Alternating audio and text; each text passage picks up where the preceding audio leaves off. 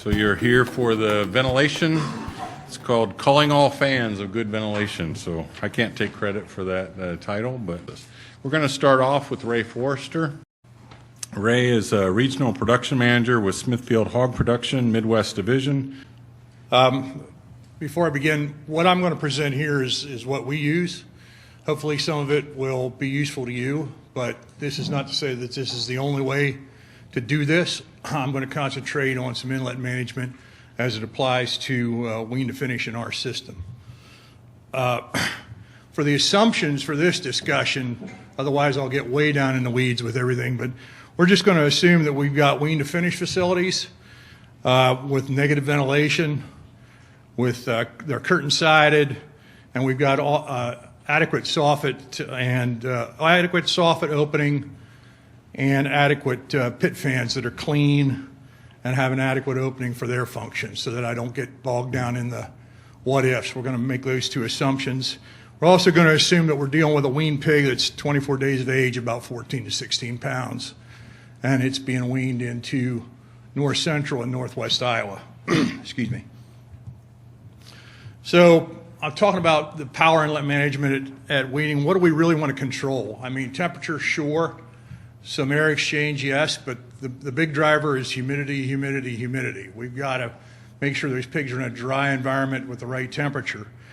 And how are we going to control it? Well, the only way to do it really is we've got to bring in some cold, relatively dense air. We've got to heat it up, and we can either use the pig body heat, but they're only 14-pound wean pigs. So we're going to use some LP to heat it up, let it expand, let it absorb the moisture, and then we're going to exhaust it. An important thing to think about, an important theory to grasp. So what are the role of the inlets? So at placement, because our pigs are so small, we want a relatively small amount of air to come into the pig space. We don't want to chill these pigs too much, especially in the kind of weather we've got, for example, today. So this will help us keep the temperature stable. But we got to have it come in at a relatively high speed to mix within the airspace, to remove the dead spots in the airspace. We need a uniform planned mixing of air. So we need to control our inlets. Fans are just pumps. All they're doing is pumping air. But inlets are going to control our distribution. Manual or weighted inlets for my system are not what we prefer, simply because this time of the year I have them freeze halfway open, and I have them freeze or crack open. When I'm in the spring or the fall with strong winds, they tend to get blown open. So they're not my preferred method of inlet control, and that's why I'm making this talk about powered inlets. So what do we measure to make sure we have the right amount of air coming in at the right speed? Well, there's some manometers out there.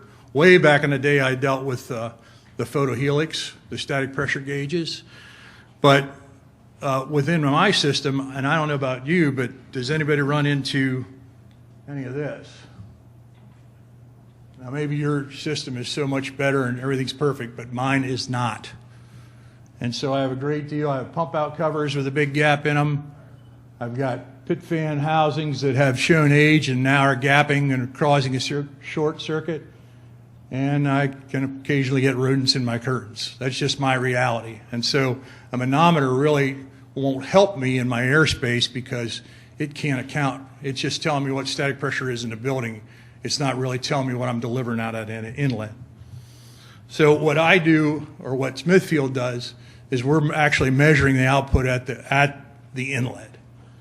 So this graph is an illustration of if I'm running somewhere between 800 and 1,000 foot per minute, I'm going to be achieving a static pressure of 0.04 to 0.06, so I'm not overloading my fans. So what we do is we're measuring the airspeed at the inlet. We calculate the requirement, and for us, a weaned pig's taking about 2 CFM at minimum per head. Then we're providing a square foot for every 800 CFM we bring in through the inlet.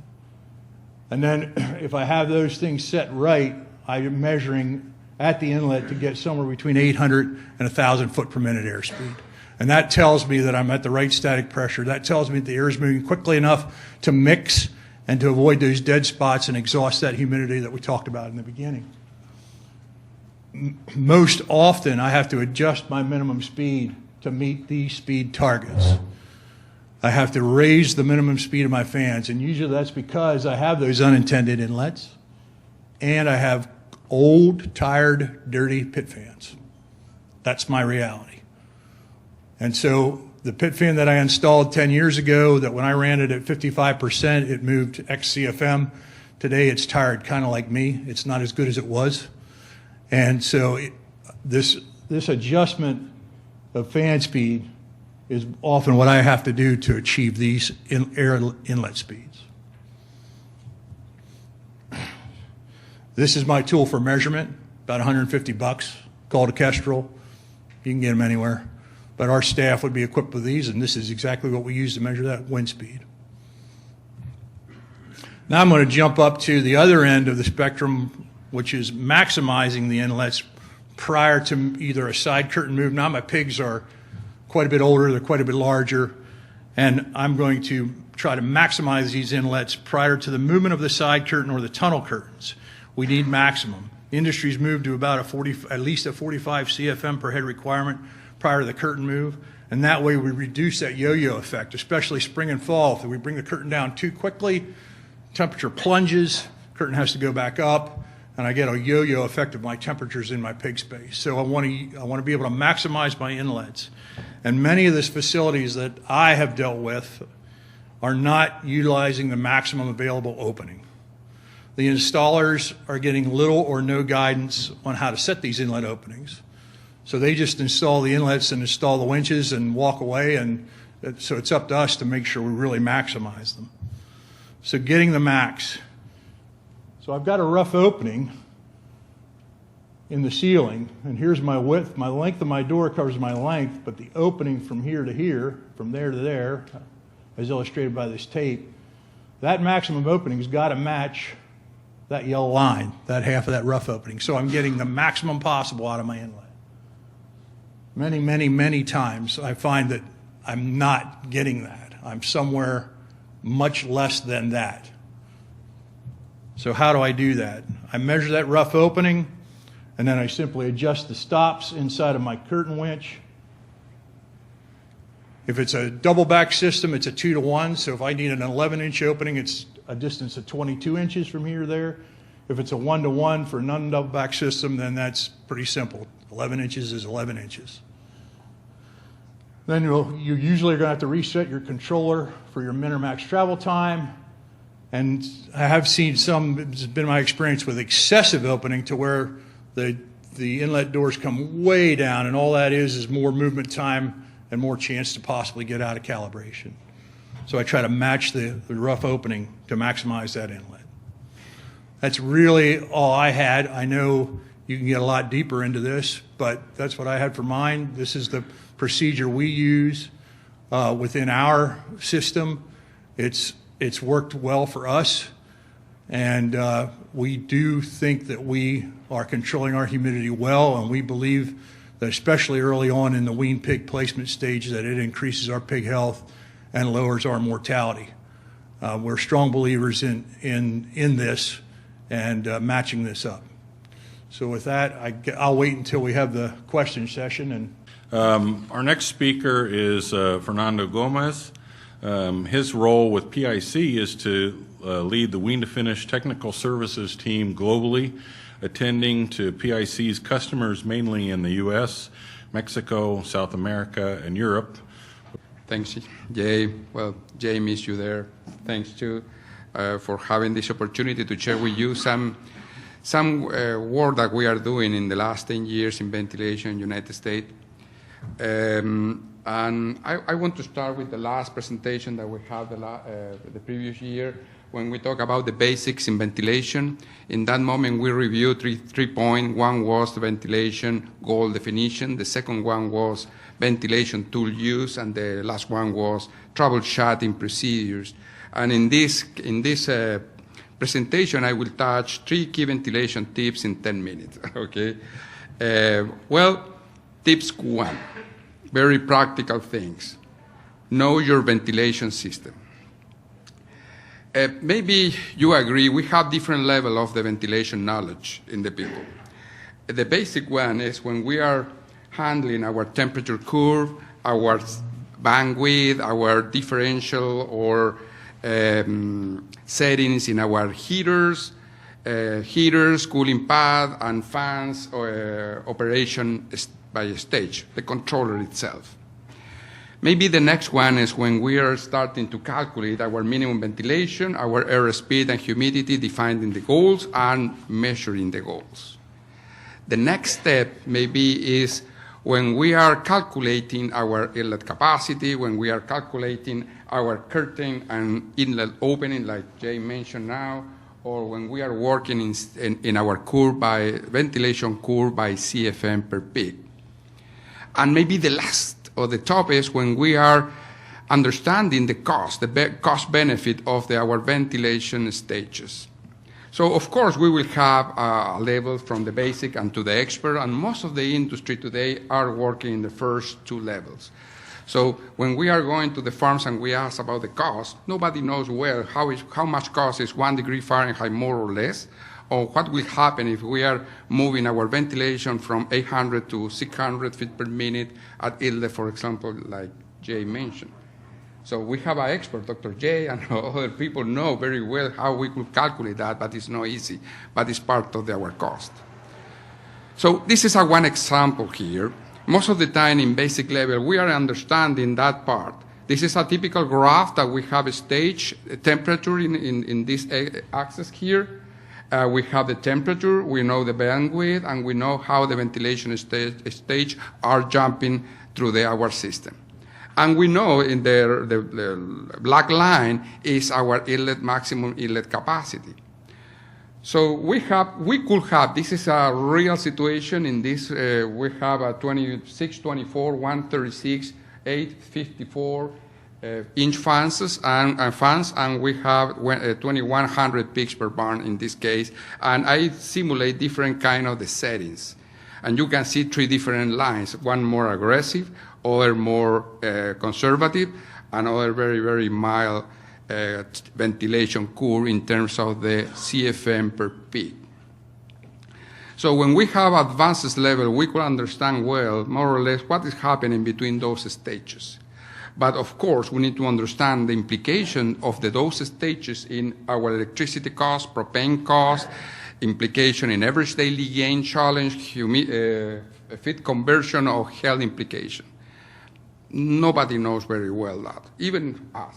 It's very complicated, it's not easy. But in large companies or medium companies, small companies, part of our cost, and it's part of our performance. So one example here, the same curve here, and you can see how different stages in accord to the hour setting by CFM per peak curve are reaching the level of the inlet capacity. The red line, or the more aggressive curve, are achieving in stage 4, the blue in stage 5, and the brown in stage 6. Say, well, do we have the same airspeed? That will be the same airspeed goal? What will happen with our inlet opening when we are changing the stages and without any implication, or we are thinking we don't have any implication in airspeed or inlet opening? It's just the people in some cases change the setting because they consider maybe I am in spring, I will change my setting in accord to the spring and accord to the fall, but what will happen with the rest of the system that was setting for the ventilation dealer in some specific opening? Make sense that? Or when we are changing the number of the peaks in our room.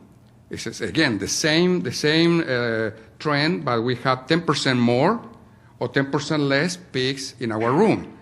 Maybe in this specific example, we are not impacting too much our inlet opening. Most of them are opening between 4 and 5 at the maximum inlet capacity. But in the case of the maximum capacity of the channel mode, it's not the same. And we will know that if we are calculating our curve in accord to the CFM per peak, not in accord to the stages. Or example here, this is a real example too, when the people say, well, I want to have more mild transitions, so I will shut off 136 and I will turn on 158. And in that case, we can see how this is the original one, how the ventilation curve was break here, and we are losing one stage, the ventilation stage, because in both cases the CFM or the fan power is exactly the same. But we will not know that if we are not developing those kind of the curve. Tips 2, check your ventilation target. So it's a daily job, every day, every barn. So we have some goals. For example, in the case of the inlet, usually we are working between 400 until 1,000, maybe 400 in the small rooms in the middle of the winter, nursery rooms, or maybe 1,000 when we are going to the spring and we don't want to open the curtain because it's too cold outside, and we will accept 1,000. But each company needs to define that and measure that to be sure, hey, I am understanding the implication of my airspeed. Airspeed at wall inlet are different than ceiling inlet. 800, 900 feet per minute depend on our room size.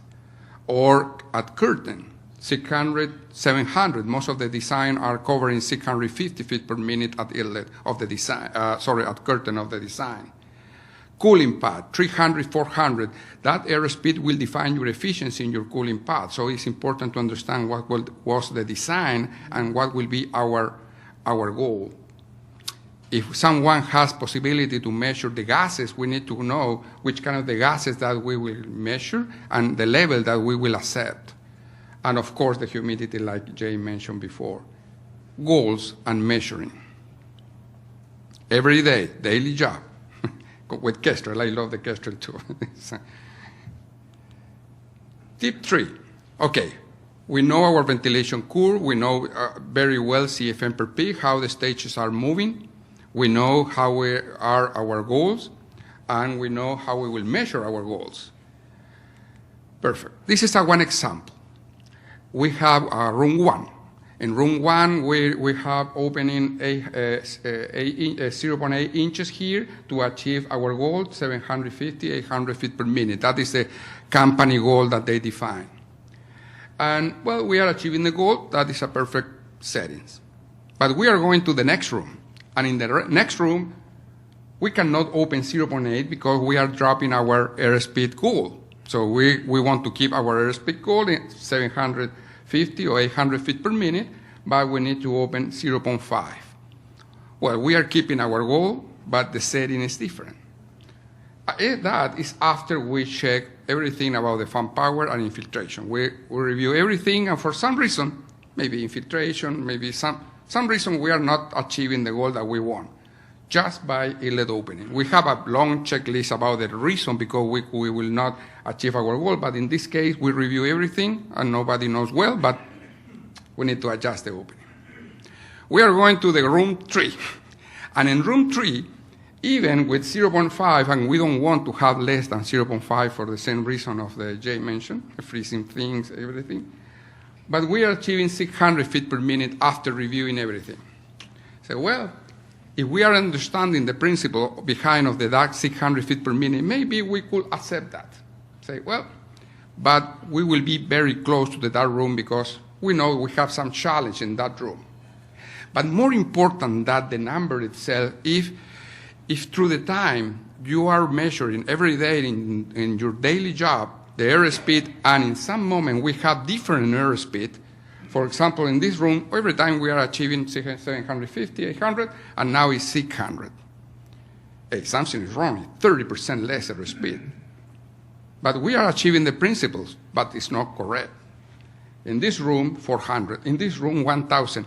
That is the point that you are understanding, hey, something is wrong in my system because I have enough record to know that is a wrong number, independent if we are achieving 600 here and we will cover the static pressure and the mixing air, everything that we know behind of that concept. Say, well, care. We are applying our knowledge here about the goals, about the opening matching with our goals,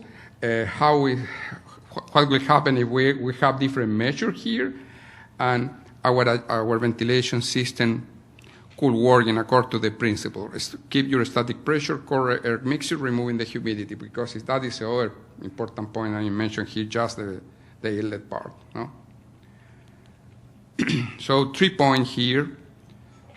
key point. One is know your ventilation system. Remember, work with CFM per peak, the curve, not just by stages. Second is measure your target.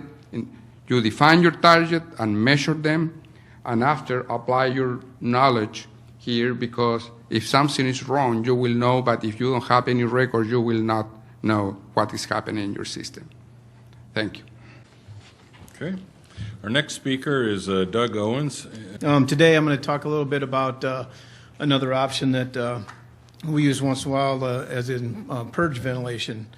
So we're going to talk a little bit about purge ventilation as opposed to continuous ventilation that we use most of the time now. Excuse me. Purge ventilation is just using a cycle time to run your fans, shut them on and off, basically to get your required CFMs in the barn. To calculate that run time, you find your what you need using the formula or the 2 CFM per pig. I've always preferred the formula, I guess, the number of head times the pound of the pig, and take that times the 0.12 for your CFM. It'll give you that 3,500. We use the 24-inch fans in our system, so if you're running 2 of those, you're roughly 11,500, so you got too much, which is going to equate down to 30% of your fan, which we don't like to run fans at 30% on fear of burning them up or whatnot. So if you take that 30% and you apply that to a timed cycle, then you can run your fan for 90 seconds and shut it off for 120 and basically get the same effect as running those fans at 30%. There's some advantages to purge ventilation. When I started with the company, that's all we did. We purged everything. That's how I learned the system, and I loved how it worked. I still enjoy how it worked. It's simple to me and whatnot, but one advantage is you know exactly what your airspeed is every time your fan kicks on. Of course, you're splitting hairs some, but when your fan's ramping, if your inlets or however you have your inlets set, you're going to have some variation. But with the purge, they're going to come on what you set. Usually we'll run at 100% unless it's really cold, and so you know exactly what your airspeed is every time your fans kick in. You get a possible LP savings, possibly. And the only reason I say this is we did a very non-scientific experiment one day in the nursery that we were purging, and we set one room at 40%, continuously ran, and the other one we purged at what we came up with for the calculation, and we just watched it for 10 minutes. And as we watched that, the room that was purging, the heaters actually kicked on less time than the one that was going. So it wasn't scientific, but it's good enough to me to say that possibly you have some LP savings. So your fan, another advantage is your fan's always running at 100%. You don't have to worry about burning the fan motors if you're running them too slow. If you're running automatic inlets, they will close on that when it shuts off. So if you get zero influence from a pressurized attic when that inlet is closed. There are disadvantages, obviously. Seasonably, like this time of year, when that fan is in the off cycle, it can freeze up. You can manipulate this a little bit by adjusting cycle time so they kick on more often, so hopefully they won't freeze up. And then the other disadvantage is during the off cycle there can be a backdraft of the warmer air going up into your attic, which creates moisture on the roof steel if it's not insulated, and it could cause your roof to rust prematurely. Continuous ventilation is just allowing your fans to run constantly at a set percentage. You get the calculations the same way. But if you can't run that at 30%, so you're going to do that. So what we'll do in our barns with 2 fans on the one stage, then we'll just unplug a fan and double that percentage to get that same result. So the advantage of the continuous is there's no updraft into the attics. It's a little bit easier to teach new employees and new growers. You take out a step on the calculation. You can kind of set it and leave it until the pigs get a little bit bigger. So that's a little bit easier. And then on the actuated inlets, you're not opening and closing as much. So that does wear hopefully a little less wear and tear on your machinery inside the barn. The disadvantages are the inlets are open 100% of the time. So if you run into positive pressure situations like this past weekend, I'm sure everybody had a barn that had newly stocked pigs in there, and the wind was just putting too much air in, and heaters have a tough time keeping up, and sometimes there's not a whole lot you can do but close everything down, hope for the best. And then another problem we have in our system sometimes is we'll have people forget to plug in that second pit fan when it's time for that fan to be running. And sometimes they'll do it and then they'll forget to adjust their minimum, so they'll plug that second fan in, let them buck, and then we're blowing propane out the door again. So what we do in the system now is basically we run continuous ventilation through the system. We do have some one-off situations. We have some older traditional nurseries where we still purge all the time. A half-stocked barn, possibly when it's cold, we might purge for a short period of time just to try to keep LP costs down. And there are some random grow finish sites that we've struggled to ventilate. This might be a room or two in a 3 or 4 barn building. So we'll run the one fan continuously, and if that doesn't seem like we can't get out of it what we want, with some controllers you can actually go in and purge the second stage fan. So we'll run one at 45%. If it's getting a little gassy, we might just tickle that second one on maybe 30 or 40 seconds out of every 5 minutes just to bring a fresh blast of air in and kind of keep things crisp in there. The reason that we went to that was we had some problems with rough steel, so we decided to go away from purge ventilation just to preserve the rough steel because we were having troubles with that. It is easier to teach and explain to new employees. There's no substitute for paying attention to what the pigs are telling you. You may need to over or under ventilate a barn at certain times, but let the pigs tell you what they want to do, or just watching them what they're telling you. That's all I really got. Hopefully didn't go too fast for you. I'll just give a plug. Jay mentioned earlier that the Iowa State Extension has that 16-foot trailer. 24-foot now, so it's bigger. 24-foot trailer. It's It's a bigger trailer.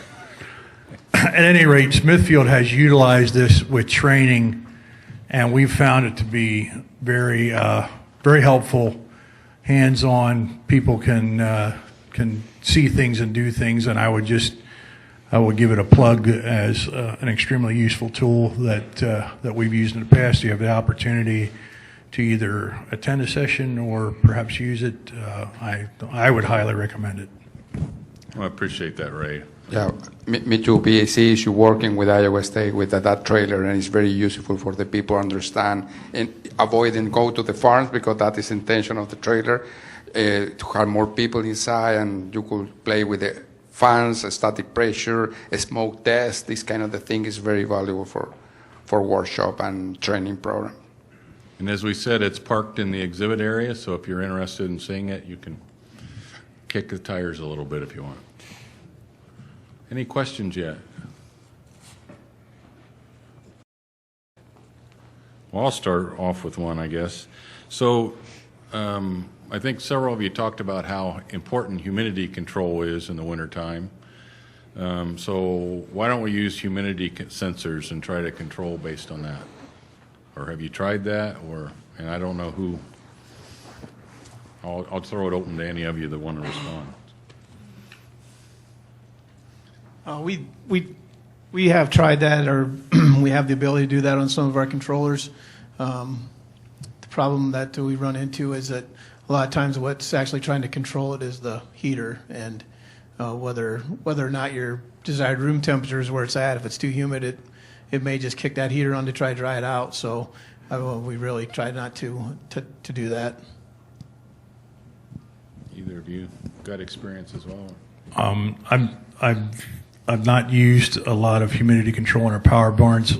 Smithfield runs about half of our system is natural ventilation with no fans at all, and in those situations we absolutely use a humidity sensor. Humidity sensors are close. I don't know that they're always, spot on 100%. They can wear out quickly. Sometimes they last, sometimes they don't.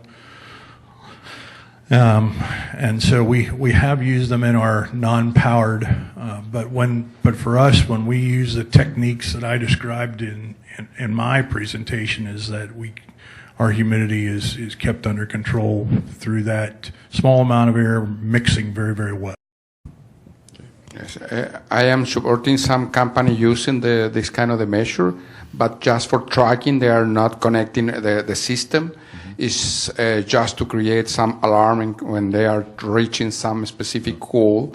But I think that will be the future, when you could trust in the system, and they could the same system could make some troubleshooting action for humidity levels. No.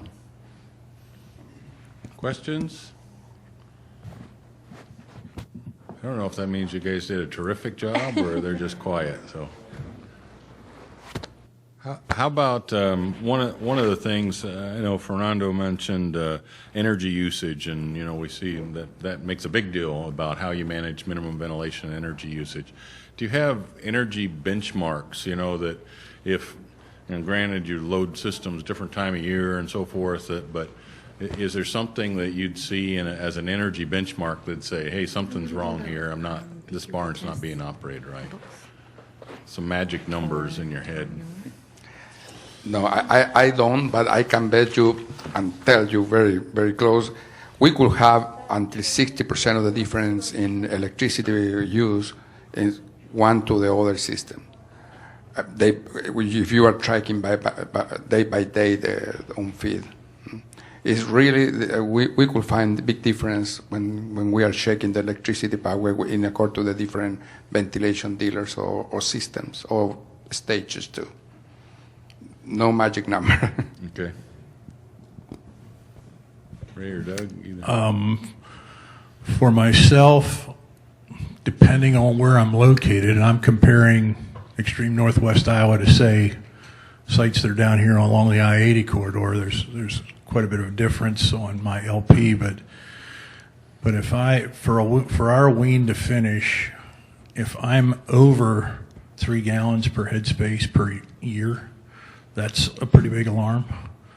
Now, if you were one of my growers and your barn was empty this past weekend, and you were in northwest Iowa, you're going to bounce over that for this annual use, because it was tough.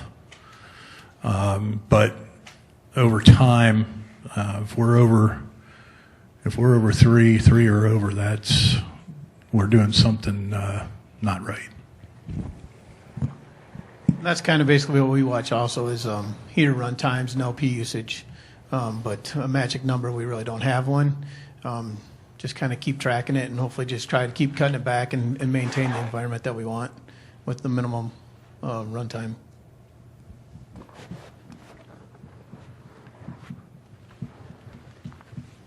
Questions? You're a shy group. Maybe they just don't want to use the cube. I don't know. Maybe that's it. We got one up here somewhere? He raised his hand. I don't know if you really wanted to. Do you have a question? You told them I was a Penn State fan, and now they don't know. That's it, yeah. I was going to ask Ray, so if you want to get to your 800 feet per minute, do you just keep shutting inlets? So I'm talking about a solid-sided nursery. It's 6 months old. I can't quite get to that 800. Yeah, I don't shut inlets because I went a little fast, but I'm starting with, for every 800 CFM I want to draw in, I'm giving a square foot of inlet opening. So that's where my inlets are going to be. So if I have 60 inlets, and if I got to open them a half an inch, I don't know if that adds up. But first I'm measuring for every 800 CFM I want to draw in, I'm giving 1 square foot of ceiling inlet opening. Then I'm checking with that Kestrel on speed, and I'm changing my variable speed fan, and I'm increasing it to get to that. I showed you pictures of the unintended inlets. That's my number one boogaboo, and every one of those unintended inlets takes away from my ability to draw through the ceiling. So if a producer can can really tighten up things like your curtain-sided, minimum of 2 inches of overlap on the side curtains, preferably 4 inches. Curtain pockets that are in place, V-ropes or egg belts or rods that keep the curtain from flopping in and out. The pit fan transitions. Nothing against any equipment company, but after 5 years, my pit fans, you saw the picture with the little gap in it. Every one of my pit fans got some kind of gap around it. Or the pump out cover, because when they poured the concrete, there's these little steel rods that are sticking out of the wall, and it's not shoved up in there. Or whoever pumped for you bent the heck out of your cover. Those are huge, huge short circuits that keep me from getting to the 800. That's most often the problem. And I can't say enough about, if you're going into winter fill, wash your pit fans. Get in there and get them washed, because that's money saved for you all the way around.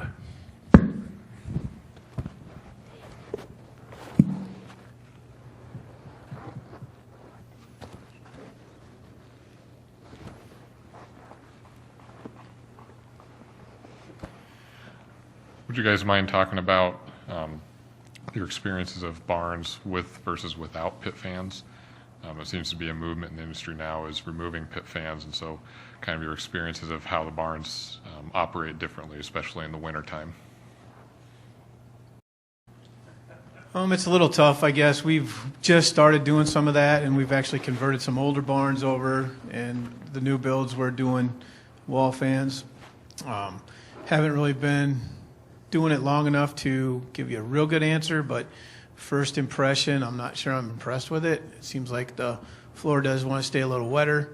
Some of that I attributed to the new builds with the moisture in all the new materials, the new wood, the new cement. You're going to have some moisture coming out of there.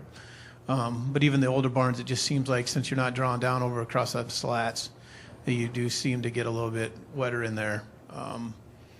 But other than that, they do fine. Other than that, there's really not a whole lot of difference. It's easier to clean the pit fan out or the wall fan. We're still getting them plugged up, obviously, but you can pull from the inside and dig the snow out, and you don't have to get the tractor around to get to the fan and whatnot. So that's a nice little advantage. But I'm still not completely sold.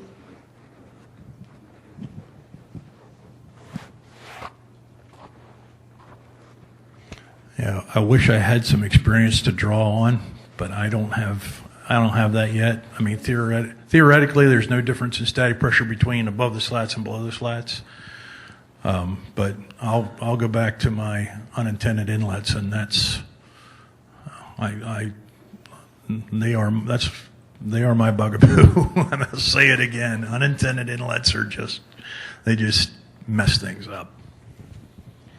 I have a couple of the bad experience when the people moved to the wall fans.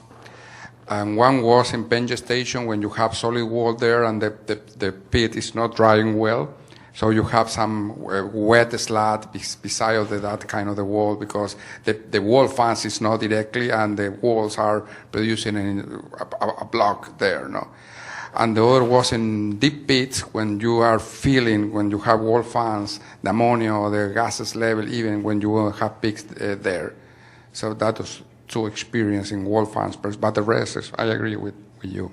So I think it was Doug talked about how, and maybe all of you did, about unplugging one fan. And so talk a little bit about that strategy. Do you end up with pockets of stale air in places? Is there a certain fan you should use, certain one you shouldn't? What's the strategy behind how you do that right? Well, the fan usually gets shut off as the one closest to the front of the building, obviously. And so that seems to work fine. I mean, whether you're one on the one end or the other, it seems to work fine. As long as you evenly distribute your inlets, which ones are open. We don't open all of ours. We open set numbers of them. If they're evenly distributed, there's not really too much for dead air in too many spots. Anybody else? I don't like to match that management, okay? Because if the people don't understand well the implication, we could have problems. So if the people has a good training program and they know very well what will happen and what is the intention behind of that part, okay, I agree. But if not, we could be a little dangerous. No? Yeah, we use the same strategy Doug talked about, because we'll usually have two 24 inches on one circuit, one variable circuit, and so we'll also unplug one, because the faster you can run a minimum speed fan, the more efficient, more effective they are in our minds. I definitely agree with Doug with they got to remember to plug it back in. 100%, absolutely agree. And this time of the year, to wait out into the drift and snap it back on is not always carried out. So I'm with Doug on that one, but it seems to work for us as well if we can get just one fan running at a high speed versus two fans at a pretty low speed. And then we also, I prefer that once that fan can be run at 50% on two fans, that's our trigger. So I'd much rather have two fans working from 50 to 100 than one fan working from 75 to 100 to cover my rise in my barn. Got a question up here? Our cube is coming, so he's up here. Perfect. Yeah, you're supposed to just heave it, aren't you? I don't want to hurt anybody. There you go. Wait to see you. I know what Doug recommends for this, but the other two companies that have actuated inlets, how often do you guys do an auto calibrate on those? And then I'm assuming one or both of you don't shut inlets in new barns, you leave them all open. And my experience has been if you get less than a half an inch opening, we just don't have a machine good enough to go like 0.05 or something like that on that. How do you deal with that? Well, usually I deal closing some inlets because if you cannot close too much, it really is better to have better air distribution inside of the room, especially when you are working with inlet by static pressure or not with the controllers. So in that case, we calculate more or less the number of the square feet that you need to open by inlet, and you open that opening, in your room, more or less matching the good air distribution in your room, like a snake or one by the others, Yeah, excuse me. If I get under a half an inch of opening on an actuated inlet, I will actually decrease my airspeed, because there's almost there's almost some kind of friction going on there that the air just can't get itself through. So the half inch is as low as we'll go. I'm fortunate in that it has yet to make me try to close any. Okay.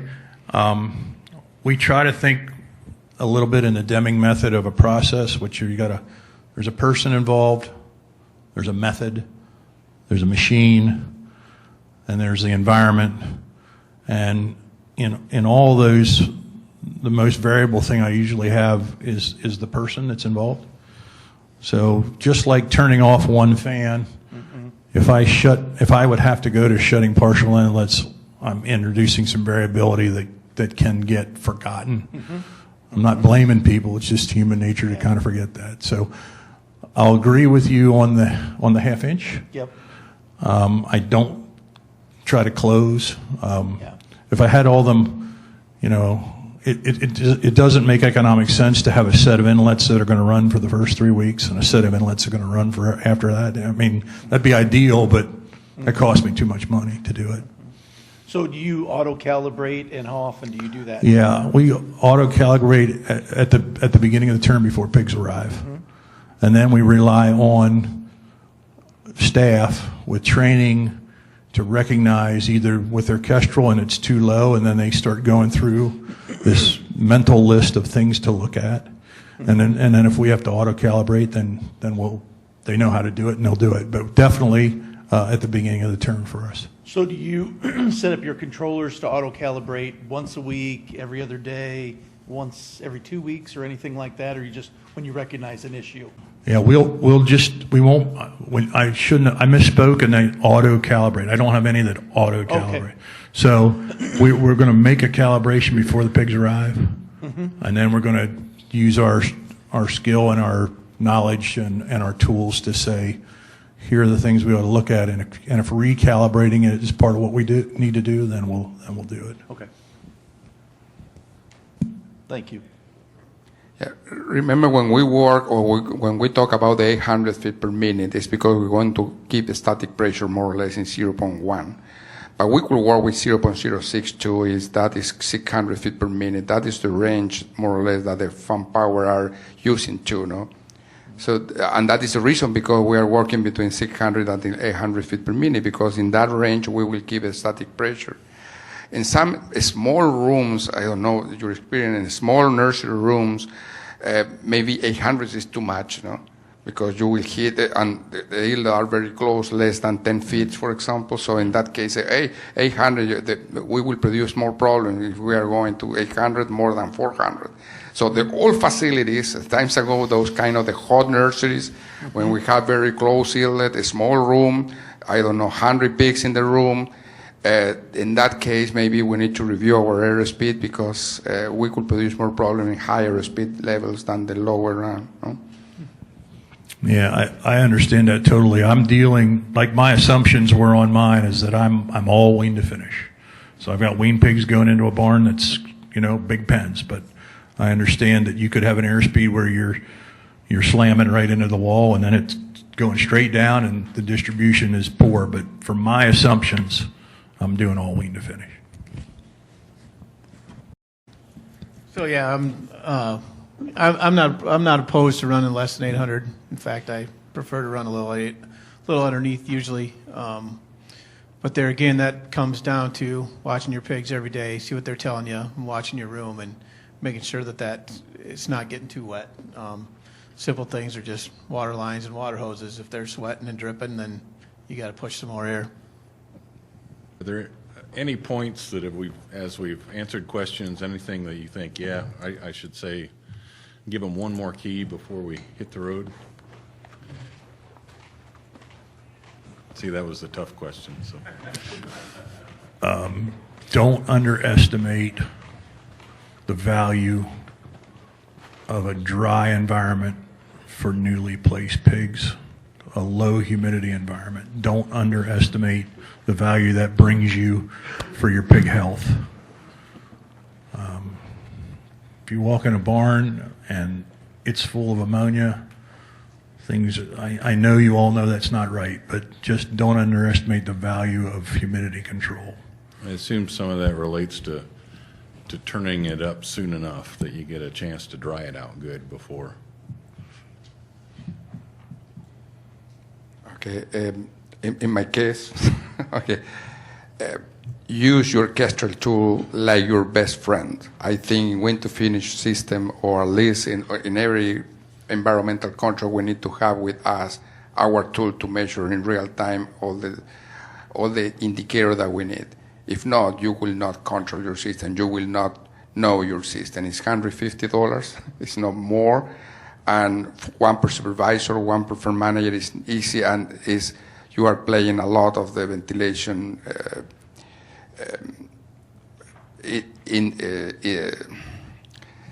system of measuring from that small tool. Give your Kestrel like your best friend. I guess the only thing I would add was, I do watch LP cost and savings and stuff, but you also have to realize I'm in Northwest Iowa, Southwest Minnesota, and yeah, we are going to burn propane to raise pigs. So there is time that you're just going to have to burn some. Well, let's give our speakers a hand.